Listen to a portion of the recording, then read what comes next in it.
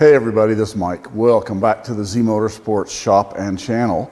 Got the Jeep in the shop this week. It's got about 86,000 miles on it. I'm just going through and doing some routine maintenance as far as flushing cooling system, servicing the transmission again. It's about the fourth time I've done the transmission service on it, transfer case, greasing everything. And I put brakes on it once before, brake pads, and turned the rotors. However, it's about time to do it again. I'm picking up a little bit of a pulsation in my brake pedal. And so while I'm at it, I decided to upgrade. I've put a few of these big brake kits on from Teraflex now on vehicles, on these Jeeps that have run 37-ish, 38-inch tires. Haven't done any with 40s yet, but I've done them with 37s and 38s. And the guys are happy with them. So I'm only running 35s. And I don't have I wouldn't say I'm unhappy with the brake or the stopping performance, but if I can get a little better braking out of it, I'm all for it. So Teraflex sells this kit in a couple different fashions. You can get it with just the larger rotors, and then you relocate the OEM brake calipers on the front. But I opted to go with their full kit, which comes with nice dual piston calipers and the slotted rotors. The rotors measure, I believe it's just over 13 1/4. Just over 13 1/4 inches in diameter. The kit is, like I said, it's very, it's pretty basic, pretty complete. Even come with new washers for the banjo fittings on the brakes. Brake pads, let's see, rotors on the rear. It come with the relocation brackets. You relocate your factory brake caliper, and then the rotor on the rear is 13 1/2, I believe. Yeah, 13 1/2 on the rear. So they come with the instructions, all the good stuff. So like I said, 35s, you probably don't need them, but if I look at it as overkill is underrated, so it's probably a little overkill for 35. It's hard to believe that nowadays 35-inch tires are considered small. So I doubt I'll ever step up to 37s. My Jeep's my daily driver. I've re-geared it and everything. It does well, but even the 35 is a little bit more mass rotating around.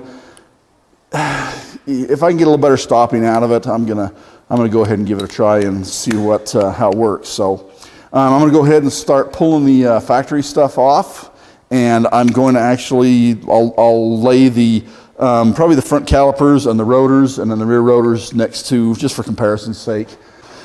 Okay, I'm not gonna go into a lot of detail. Brakes are pretty self-explanatory here. There's nothing rocket science about removing them. So you just want I'm going to cut my zip ties here and just separate these. I'll reaffix them once I get the new calipers in place.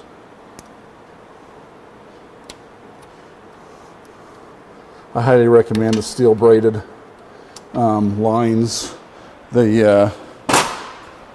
don't expand as easily, and so they give you a little better feeling pedal, and they're just more durable, especially out on the rocks and whatnot. So I went ahead and take a 15mm wrench. I went ahead and cracked the banjo bolt loose just slightly before I removed the bolts out of the caliper. So pull the caliper off. Go ahead and pull the pads out. Like I say, they got a little meat left on them, but they are getting down there a bit, and they were getting ready to, I needed to turn the rotors again, so they were getting a little bit of pulsation out of them. Then go ahead, use a 21mm and pull your bracket off.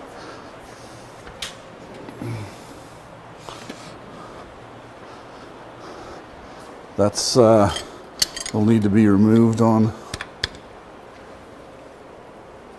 these. The upper one, sometimes you got your clip in the way for your ABS sensor, so be careful you don't damage that.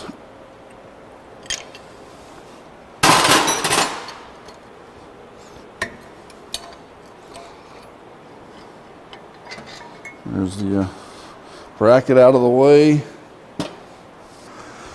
Okay, so the caliper is bolted in place, and it basically bolts in place of the extension from the OEM brakes. I've got my line tightened in place with the new banjo washers. I just need to zip tie that once I get to that point. This is pretty basic, but make sure you put your bleeder to the top. Don't put your bleeder down here, you'll never get it bled, so make sure your bleeder goes to the top. Go ahead and remove your upper mounting bolt and swing your caliper out of the way to allow access to put your pads in. Again, this is pretty basic, but make sure you wipe your rotors. I mean, even as clean as I try to be, I get stuff on my hands. Try to keep your rotors clean. I like to wipe them down just before I'm putting the pads on. Okay, once you have your pads in place, go ahead and put everything into position.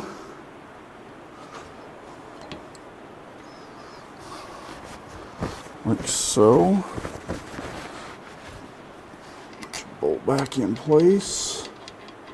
And then for the most part, at this point, you are ready to bleed your brakes. And I'm going to go ahead and flush mine while I'm at it. I think I've done it twice now in the 80 some odd thousand miles I've got on. I think I've flushed it twice now, so I'm going to go ahead and do it a third time and put fresh fluid in it. Start at the farthest away and pull your fluid through it. So, okay, that's pretty much it for this side.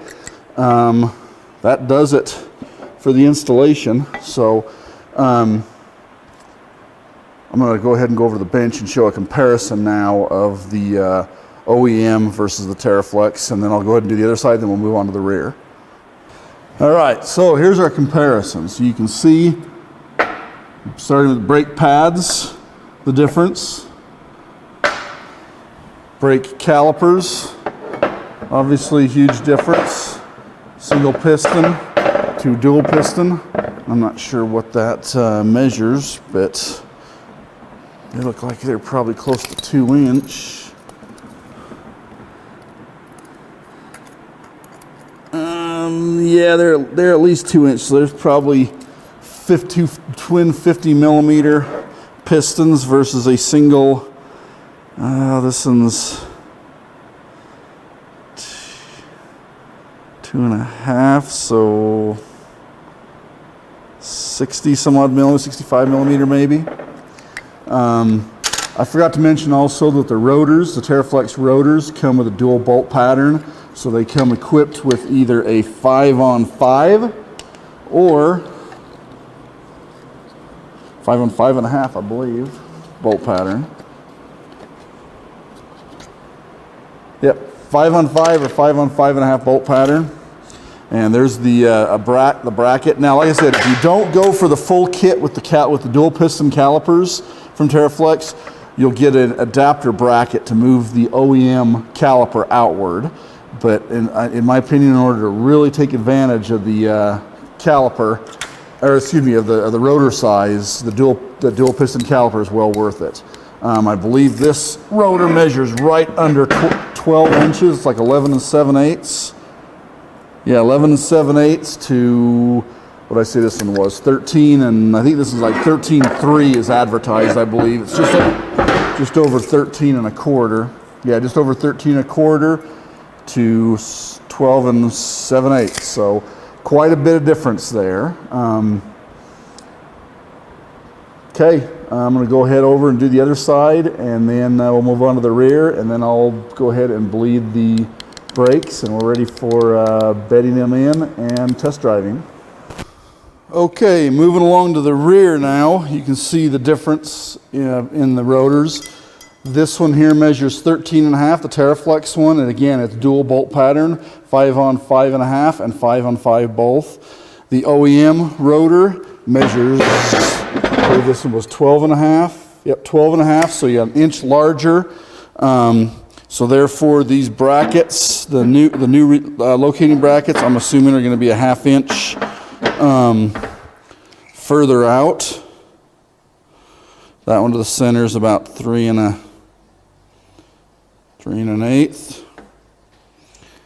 And yeah, that was about 3 and maybe a little over 3 5/8. So, a couple things I want to point out. I put new hardware on mine.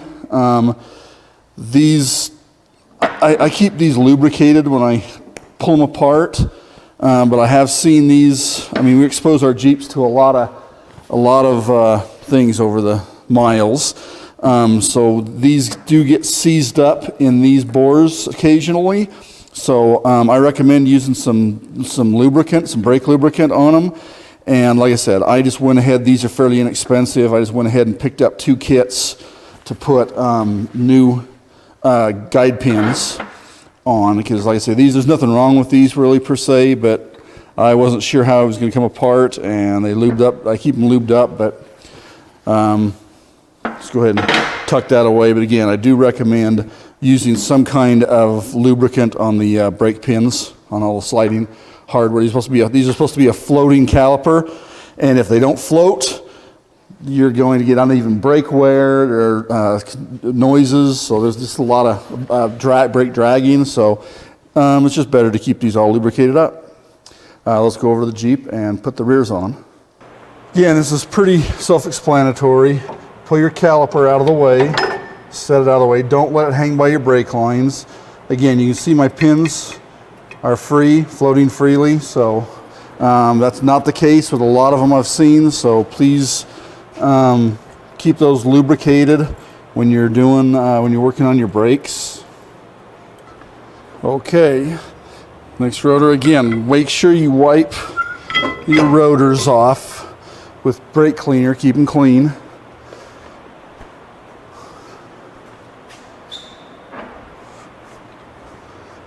Installing the longer caliper mount.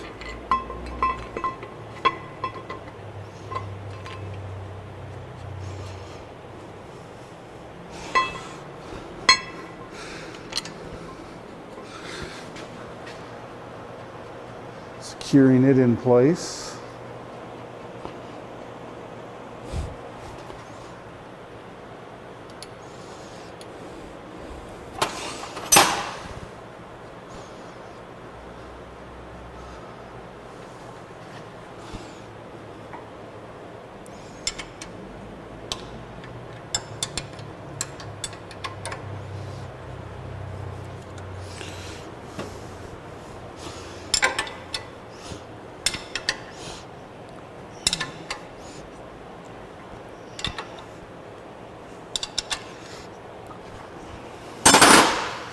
All right, now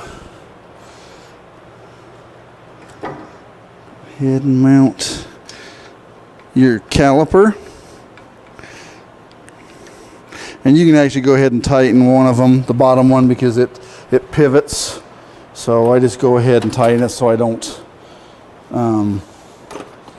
forget after. Just kind of get into a routine of tightening it while I'm right there. You can tighten it after, it's totally up to you. Okay, now we're going to compress the piston into the caliper slightly. Then make certain you put all of your little anti-rattle clips into place. Okay. And tip that into position. Make sure you push your guide pin in so it'll clear. Again, this is all 101 stuff here. I probably don't need to be covering a lot of this, but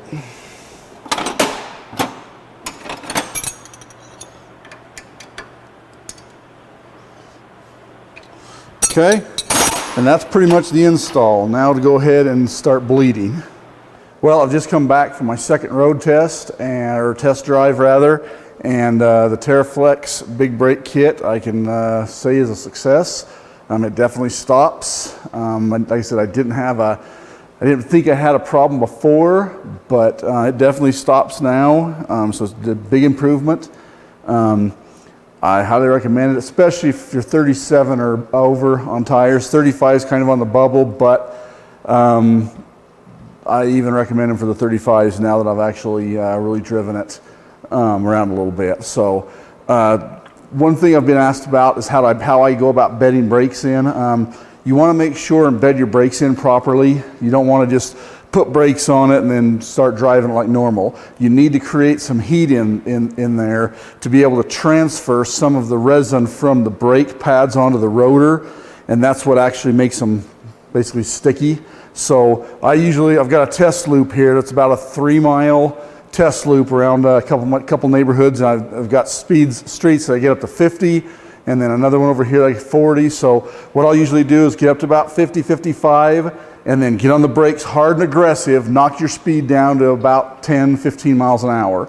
I'll do that a couple of times, and then I'll go from like 50, 55 down to 30, and then I'll go 40 down to almost a dead stop, 40 down to 10 miles an hour, just rolling. I'll do that I'll do that about until I can start smelling the brakes. When I can start smelling the brakes, then I know I've put some heat in there. At that point, I'll just go drive around the same loop sometimes. I usually get that way about 3/4 of the way around my test loop, and then I'll drive around my test loop again, which takes me an additional 10 to 12 minutes roughly, and use the brakes minimally or just normally. And that allows that temperature to come back down. What you don't want to do is put all that heat in there and then come to a complete stop, or stop in your driveway or your garage or whatever. That'll bake those pads onto the rotor. So you want to put heat into them, get off of it, put heat into them, get off of it, do that multiple times, and then drive it around and let all that heat dissipate. So if I was to pull a tire and wheel off now, I guarantee you'd see some nice coloring. You'd see the transfer of that material, that resin from those brake pads. So like I said, I did that, and then I cleaned up all my mess and everything, and then I just went for a normal test drive, I don't know, 8 or 10 miles maybe. So again, that concludes the brake installation, Teraflex Big Brake System on the front and the rear. The front is the one with the dual pistons. I did notice a little bit more pedal travel. I'm fairly positive it is because of the larger volume of the front calipers. So be prepared for that. It's not a spongy feel, but if you are experiencing some spongy feel, look first at your brake lines. If you can go away from the rubber and go to a steel braided, that'll eliminate some of that sponginess. But like I said, I have noticed a little more pedal travel, and I'm fairly confident it's just because of the volume. You're moving more volume in the front of those front calipers now. So anyway, thanks for watching, and give me a thumbs up if you like it, and subscribe, and we'll catch you on the next video. Thank you.